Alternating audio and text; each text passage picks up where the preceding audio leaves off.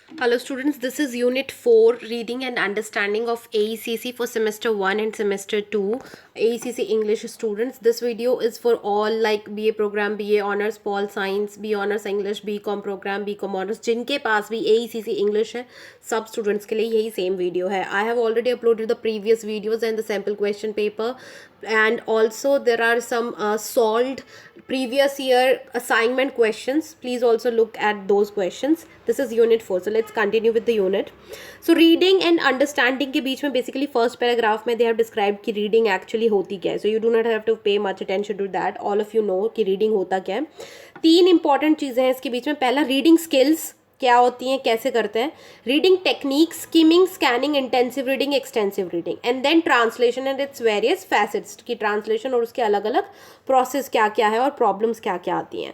So first of all reading के बीच में लाइक हम प्लेजर के लिए रीड करते हैं, हम इंफॉर्मेशन लेने के लिए, पढ़ाई के लिए, नॉलेज के लिए रीड करते हैं.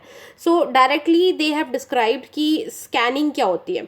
स्कैनिंग इज जस्ट लाइक जब आपको कोई स्पेसिफिक इन्फॉर्मेशन आपने ढूंढनी होती है. फॉर एग्जाम्पल आपके टेबल पे बुक पड़ी है कोई भी, अब आपको उसमें से एक टॉपिक पढ़ना है, कोई भी एक टॉपिक पढ़ना है, आपको स्पेसिफिकली पता है कि ओके ठीक है मुझे AECC का चैप्टर 4 पढ़ना है, तो आप पूरी बुक नहीं पढ़ोगे, आप डायरेक्टली स्कैन करोगे सारे पेजेस पलट पलट के कि चैप्टर 4 कहाँ पर है. So that is scanning. जब आपको पता है ऑलरेडी कि स्पेसिफिक क्या इन्फॉर्मेशन आपने ढूंढनी है और आप उस इन्फॉर्मेशन को ढूंढने के लिए पढ़ते हो और बाद में वो इन्फॉर्मेशन पढ़ते हो. So that is scanning, scan reading. Second आता है स्किमिंग. अब स्किमिंग लेट्स से कि आपका नया सिलेबस आया, नई बुक आपको मिली, आपको कुछ नहीं पता कि इसके बीच में क्या है क्या नहीं है. So you will just go through the paper and see कि कौन कौन से चैप्टर है, क्या फोटोज़ हैं या नहीं है, हेडिंग्स कैसी हैं, कितने बड़े चैप्टर हैं, कितने छोटे चैप्टर हैं, कोई नॉर्मल इन्फॉर्मेशन आपको चाहिए होगी. So that is skimming. Usually हम मैगजीन्स को भी स्किम करते हैं, न्यूज़पेपर को भी स्किम करते हैं कि अच्छा ठीक है जो हमें अच्छा लगेगा वो हम पढ़ लेंगे और बस ऐसे हम आगे लाइक पेजेस स्किप कर करके हम देखते हैं. सो जो बिल्कुल स्पेसिफिक डाटा या जनरल इन्फॉर्मेशन से रिलेटेड जो डेटा होता है हमारा फोकस उस पर होता है. हमें ऑलरेडी नहीं पता होता कि हमें क्या पढ़ना है. स्कैनिंग में हमें ऑलरेडी पता है कि हमें फॉर एग्जांपल आप अगर स्कैन करो आपको ऑलरेडी पता है आपको चैप्टर 3 पढ़ना है, 4 पढ़ना है, कौन सा टॉपिक पढ़ना है. स्किमिंग में आपको कुछ नहीं पता, you just go through it और अगर आपको कोई चीज़ इंटरेस्टिंग लगती है तो आप उसे पढ़ना शुरू कर देते हो या फिर आगे के लिए उसे सेव करके रख लेते हो. देन आती है इंटेंसिव रीडिंग. इंटेंसिव रीडिंग का मतलब कि लाइक वी थिंक कि इंटेंसिव एक्सरसाइज है. सो इट मीन्स कि बहुत डीप एनालिसिस आपको हर चीज़ का करना होता है. आपको पहले से पता होता है फॉर एग्जाम्पल कि इसका मीनिंग क्या है, यही वर्ड क्यों यूज़ किया गया है, इसके अलावा क्या और वर्ड हो सकता है. Like we do with poems and paragraph. Paper के लिए जब हम रीड करते हैं पोएम्स एंड पैराग्राफ, जब हम एनालाइज करते हैं कि अच्छा इस वर्ड का मतलब क्या है, पोएट ने यही वर्ड क्यों यूज़ किया है, that type of intensive reading. Grammar क्या है, स्ट्रक्चर क्या है, वोकैबुलरी क्या है, वो सारी reading. Extensive reading is just like for general information and general reading. Like novel पढ़ना, प्लेजर के लिए नॉवल पढ़ना और आपका मन कर रहा है कि हाँ ठीक है ऐसे ही कोई बुक आपके हाथ लगी है आप उसे पढ़ रहे हो. So that type of reading is extensive reading. अब उसके बाद प्रोसेस ऑफ रीडिंग क्या होता है, that is another step. Pre reading activity, while reading and post reading. So basically 3 step में डिवाइडेड है. Pre reading, reading and post reading. Pre reading के बीच में यानी कि एक्चुअल में रीडिंग शुरू करने से पहले अगर आपकी मैंने आपको एक मोटी सी बुक पकड़ा दी है, अब आपको नहीं पता इसमें क्या है क्या नहीं है. So first thing of course आप प्री रीडिंग एक्टिविटी करोगे, मतलब आप उसका कवर देखोगे, राइटर के बारे में देखोगे, पीछे बैकग्राउंड इन्फॉर्मेशन जो दी है वो देखोगे, प्रीफेस वगैरह में क्या दिया है वो देखोगे, स्किम करके देखोगे चैप्टर कितने हैं, फोटोज़ है, वीडियोज़ है, क्या चीज़ है बीच में, that you will just skim through it. आप टाइटल वगैरह पढ़ोगे, बुक का टाइटल क्या है, सब टाइटल क्या है, बुक कहाँ पब्लिश हुई है, और इंटरनेट पे आप उसकी इन्फॉर्मेशन ढूंढने की कोशिश करोगे. So all these activities are related to pre reading. Let's say अब अगर आपको मैंने स्पेस से रिलेटेड बुक दे दी कि नया मार्स के ऊपर हम लोग कॉलोनी बना रहे हैं तो उससे रिलेटेड बुक है, तो अब आप क्या करोगे, अगर आपको उसके बारे में बिल्कुल भी इन्फॉर्मेशन नॉलेज नहीं है तो आप पहले थोड़ा सा गूगल करोगे उसके बारे में. सो ऑल दीज थिंग्स, राइटर का बैकग्राउंड आप थोड़ा गूगल करते हो. अगर आप लिटरेचर के स्टूडेंट हो तो आपको जो भी राइटर मिलता है आप उसका थोड़ा सा बैकग्राउंड गूगल करते हो कि इस राइटर ने और क्या क्या काम लिखे हैं. Then you start comparing and then you start actual reading. फिर वाइल रीडिंग वाला प्रोसेस आता है. आप रीड करते हो स्पेसिफिक पर्पज़ के साथ कि अच्छा ये मैं एग्जाम के पर्पज़ से रीड कर रहा हूँ, इंटेंसिव रीड करना है मुझे, एक्सटेंसिव रीड करना है, स्किम करना है, स्कैन करना है, वो आपको पहले से पता होता है. Then comes the post reading. अब जब रीडिंग खत्म हो गई है उसके बाद आपने क्या करना होता है, अब आप खुद को लाइक एक तरह से you just close the book and you see कि आपको कितना पता है कितना नहीं. बुक के बीच में कुछ टॉपिक होते हैं जो क्लियर नहीं होते, आप किसी और बुक को रेफर करते हो या उन चीज़ों को दोबारा से गूगल करते हो या दोबारा से पढ़ते हो, तो ये सारी एक्टिविटीज़ पोस्ट रीडिंग के बीच में आती हैं। तीनों पार्ट मिलाकर पूरी रीडिंग एक्टिविटी खत्म होती है। Usually what happens that students वो प्री रीडिंग एक्टिविटी भी छोड़ देते हैं, पोस्ट रीडिंग एक्टिविटी भी छोड़ देते हैं और सिर्फ बीच वाली रीडिंग को ही एक्चुअल रीडिंग समझ लेते हैं। That is wrong. You always have to do pre reading, reading and post reading activity. अगर आप ये तीनों चीज़ें अप्लाई करो, कोई भी बुक आप पढ़ो, चाहे आपके वो किसी भी सब्जेक्ट की हो, you will understand like 100 times more. आपको ज़्यादा समझ आएगा और वो ज़्यादा आपके माइंड में रहेगा भी। अब यहाँ पे एक अप्रोच दी हुई है कि कॉम्प्रिहेंशन पैसेजेस अगर आए तो उनसे कैसे डील करना है। ऑफकोर्स एग्जाम में डायरेक्टली नहीं आएगा कि आप कॉम्प्रिहेंशन पैसेज से कैसे डील करो, बट स्टिल आपको पता होना चाहिए अपने एग्जाम के पर्पज के लिए। So I will just go through the headings.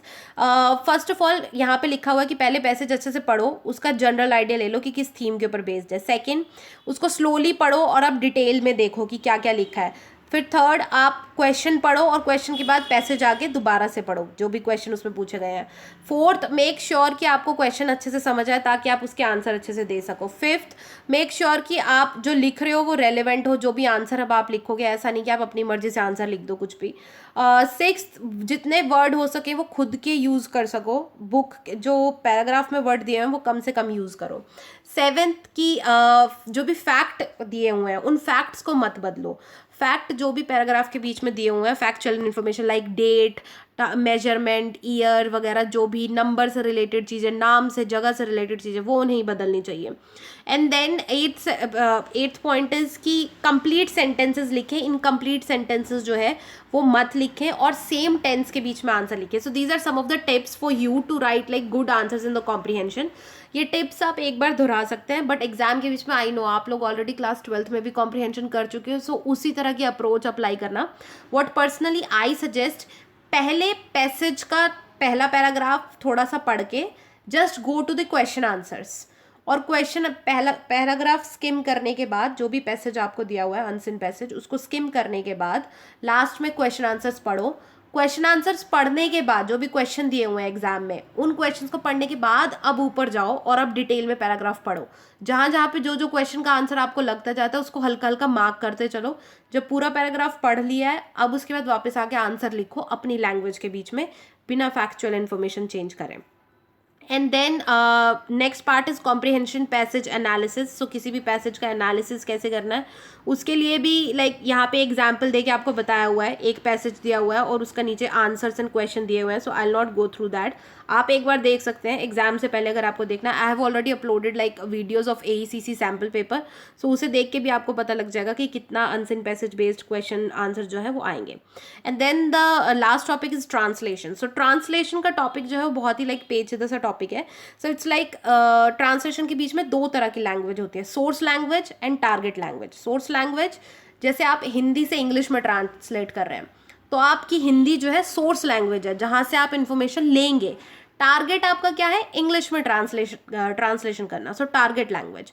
अगर आप हिंदी इंग्लिश से हिंदी में कर रहे हैं तो आपकी सोर्स लैंग्वेज इंग्लिश हो जाएगी और टारगेट लैंग्वेज जिसमें आपको ट्रांसलेट करना है वो हिंदी हो जाएगी।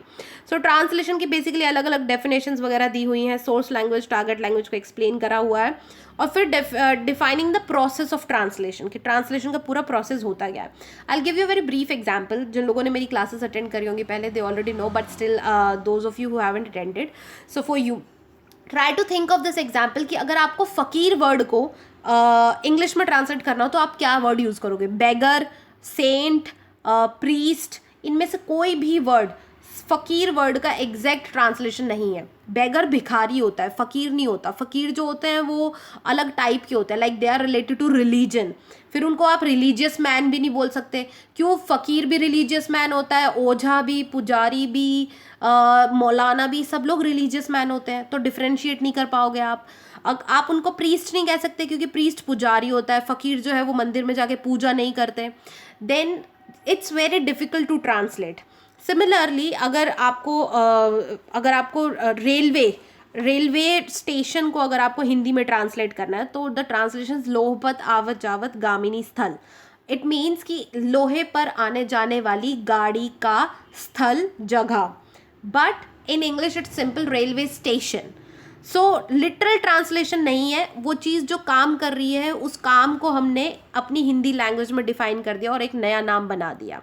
Okay, so that's why translation is a very complicated process, और उस प्रोसेस को यहाँ पे आपको समझा गया है. सबसे पहले आपको इक्विवेलेंस ढूंढना होता है, यानी कि जिस लैंग्वेज से आप दूसरी लैंग्वेज में ट्रांसलेट कर रहे हो आपको इक्विवेलेंट मीनिंग वाली चीज़ें ढूंढनी होती है. फॉर एग्जाम्पल, अगर एक हिंदी में कहावत होती है आँख का तारा, मेरी आँख का तारा, इस कहावत को अगर आप इंग्लिश में ट्रांसलेट करेंगे तो आप ये नहीं बोलेंगे my eyes is star, no, that's wrong. मेरी आँख का star, maybe that they people will think कि ये कोई इलनेस है, कोई बीमारी है. So they have an equivalent idiom और proverb, that is my eyes apple, an apple of my eye, मेरी आँख का सेब, like that is the literal translation. So आप क्या करेंगे, वहाँ पे वर्ड टू वर्ड ट्रांसलेशन नहीं होगी, आप इक्विवेलेंट ट्रांसलेशन ढूंढोगे जो इंग्लिश और हिंदी में सेम कॉन्टेक्स्ट सेम मीनिंग देती हो, ऐसी ट्रांसलेशंस. फिर उसके बाद नेक्स्ट स्टेप जो है वो आपको बताया हुआ है एनालिसिस. 3 स्टेप का प्रोसेस है. सबसे पहले आप एनालिसिस करो सोर्स लैंग्वेज और टारगेट लैंग्वेज का पूरा टेक्स्ट, जिस भी चीज़ को आपको ट्रांसलेट करना है उसका पूरा एनालिसिस आपके पास होना चाहिए.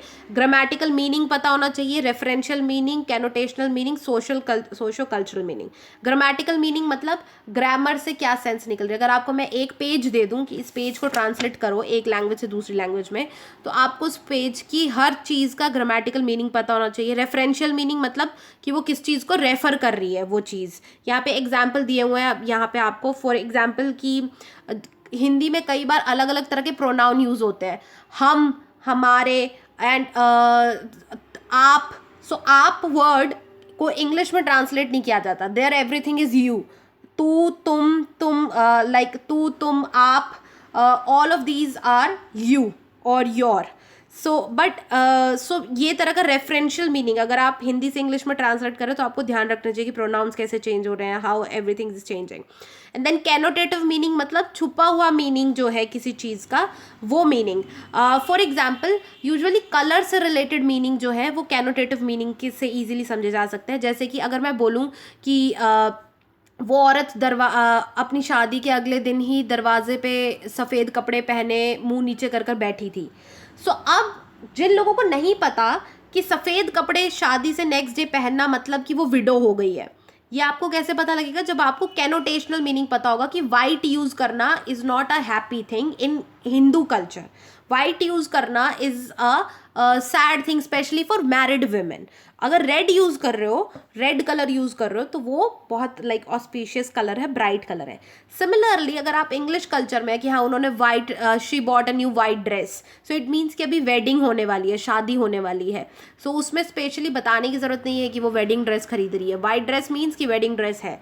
सो वो कैनोटेटिव मीनिंग, छुपा हुआ मीनिंग आपको ऑलरेडी पता है. सोशो कल्चरल मीनिंग मतलब कल्चर और सोशल लाइफ से बेस्ड मीनिंग भी, लाइक सिंदूर लगाना, ये सारी चीज़ें. सो सिंदूर को आप जनरली ट्रांसलेट ऑरेंज पाउडर या रेड पाउडर नहीं कर सकते हो, आपको उसको एक्सप्लेन करना पड़ेगा कि ये सिंदूर होता क्या है. Okay, so these are some of the types जो आपको ध्यान में रखने होते हैं एनालिसिस करने के लिए, टाइप्स ऑफ मीनिंग. इसके बाद ट्रांसफ़र, यानी कि आप स्टेप बाय स्टेप ट्रांसफ़र करते हैं. पहले पहला वर्ड ट्रांसलेट करोगे, फिर पहली लाइन ट्रांसलेट करोगे, पहला पैराग्राफ होगा, लेकिन ओवरऑल मीनिंग जो है वो पूरी चीज़ का सेम आना चाहिए. एंड देन रीस्ट्रक्चरिंग, आपको रीस्ट्रक्चर भी करना पड़ेगा. फॉर एग्जाम्पल, अगर मैं आपको रामायण या महाभारत ट्रांसलेट करने के लिए दूँ तो जो संस्कृत में लिखी हुई रामायण और महाभारत है उसका स्ट्रक्चर अलग है. स्टार्टिंग में प्रेयर है, दोहे हैं, श्लोक है, बीच में चौपाइयाँ हैं, हर चौपाई के बाद एक्सप्लेनेशन है. सो अगर आप इंग्लिश में भी उसी तरह का सेम स्ट्रक्चर फॉलो करते हो तो वो ट्रांसलेशन एक अलग टाइप की होगी. या फिर आप वो पोएटिक वाला यूज़ करने की बजाय आप simple line to line prose में फिक्शनल चीज़ों की तरह, स्टोरी की तरह आप ट्रांसलेशन कर सकते हो, तो वो एक अलग ट्रांसलेशन होगी. सो स्ट्रक्चर करना भी ट्रांसलेटर के ऊपर डिपेंड करता है. सो फॉर्मल इक्विवेलेंस होना चाहिए, मतलब लगभग बराबर equivalence. Formal equivalence is like message जो बीच में है, कंटेंट जो है वो सेम होना चाहिए, वो ज़्यादा बदलना नहीं चाहिए. जो बात कही गई है एक लैंग्वेज में वही बात दूसरी लैंग्वेज में कही जानी चाहिए, ऐसा मतलब समझ आ जाना चाहिए. डायनामिक का मतलब कि जो principle effect of sorry, the principle of equivalent effect, कि इफेक्ट जो आ रहा है वो पढ़ने के बाद वो लगभग लगभग सेम आना चाहिए. फॉर एग्जाम्पल, एक इंसान जिसको इंडियन कल्चर के बारे में बहुत सारी नॉलेज है, अगर वो रामायण या महाभारत पढ़ता है तो उसका रिएक्शन अलग होगा एज कंपेयर टू एक इंसान जिसको उस बैकग्राउंड का कुछ भी नहीं पता है. सो उसके लिए तो ये एक फिक्शनल कहानी की तरह ही होगा. सो ट्रांसलेटर की जॉब होती है कि वो सेम इफेक्ट दे सके. जो एक हिंदी पढ़ने वाले जानने वाले इंसान को पढ़ के फीलिंग आएगी, सेम फीलिंग एक इंग्लिश वाले इंसान को भी आनी चाहिए वो टेक्स्ट पढ़ के. ये रिस्पॉन्सिबिलिटी ट्रांसलेटर की होती है. जितना आप ये गोल अचीव कर पाओगे उतनी ही अच्छी आपकी ट्रांसलेशन है. So these were some of the like points mentioned here. यहाँ पे यूनिवर्सिटी क्वेश्चन दिए हुए हैं, so you can refer to these questions अगर आपको इंपॉर्टेंट पार्ट पता करना है. So basically important thing is कि यहाँ से अनसिन पैसेज जो है वही सबसे ज़्यादा इंपॉर्टेंट है पूरे ओवरऑल चैप्टर के बीच में से. और थोड़ा सा ट्रांसलेशन वाला आई डू नॉट थिंक कि they will ask direct question, लेकिन अगर डायरेक्ट क्वेश्चन आ भी जाता है तो ओबी एग्जाम है, आपको पता होना चाहिए कि बुक में कहाँ पे है और एक मेन बात क्या है. अगर आपको इतना पता है तो एग्जाम के बीच में अगर ट्रांसलेशन से क्वेश्चन आ भी गया तो easily you can do the question. It's an open book exam, आप बुक ओपन कर सकते हो. So that's it for this video. Now I will also upload the chapter 5, so please stay tuned and like and subscribe the channel, okay, and watch that ACC sample paper wala video, previous year question paper wala video, and also previous year assignment questions, okay. So that's it for this video. Thank you.